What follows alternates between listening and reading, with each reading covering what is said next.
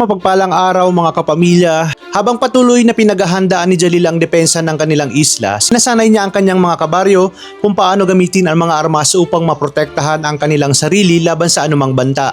Ngunit hindi pa man natatapos ang kanilang pagsasanay, isang nakakabahalang balita ang dumating. May mga armadong kalalakihang papalapit sa kanilang lugar. Agad na pinakilos ni Jalil ang lahat, natago ang kanyang mga kababaryo. Habang siya mismo ang humarap sa panganib, pagdating ng mga tauhan ni Felix, kampante sila na walang makakahadlang sa kanilang misyon dahil tila walang katao-tao ang buong isla. Ngunit nagulat sila nang biglang humarap si Jalil at matapang na utusan silang umalis. Sa halip na umatras, pinagtawanan lamang siya ng mga armadong kalalakihan dahil nag-iisa itong nakatayo sa kanilang harapan. Ngunit ilang sandali lamang ang lumipas, isa-isang lumitaw ang kababaryo ni Jalil at sabay-sabay nilang tinutukan ng mga armas ang mga kalaban. Biglang nabaliktad ang sitwasyon at napuno ng takot ang mga armadong kalalakihan. Hindi pa man natatapos ang tensyon, pinaputukan ng kanilang pinuno si Jalil. Mabuti na lamang at nakaiwas siya sa kamatayan. Nauwi sa matinding komprontasyon ang lahat hanggang sa tuluyan niyang mapabagsak ang pinuno ng grupo.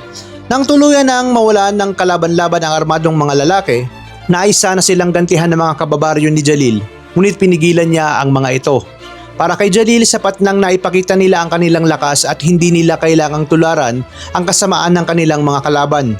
Sa halip, pinili nilang magpakita ng awa at binigyan ng huling babala ang mga armadong lalaki na wag nang bumalik pa sa kanilang isla. Samantala tumindi naman ang tensyon sa loob ng paaralan, patuloy na pinapakalma ni Marcus ang mga nag-aalalang magulang. Nang malaman niyang nasa loob pa si Eric, agad siyang nangakong gagawin ang lahat upang mailigtas ito.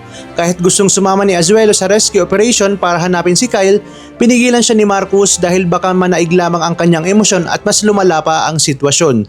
Sa pangunguna ng Task Force Alpha, mabilis na pinasok ni Marcus ang paaralan at agad na hinanap si Eric. Determinado siyang hindi na maulit ang pagkakamaling nagawa niya noon. Sa kabutihang palad, natagpuan niya si Eric bago pa ito maabutan ng shooter at magtagumpay niya itong nailabas sa panganib. Ngunit habang may mga nailigtas, isang mas malaking trahedya naman ang nagbabanta.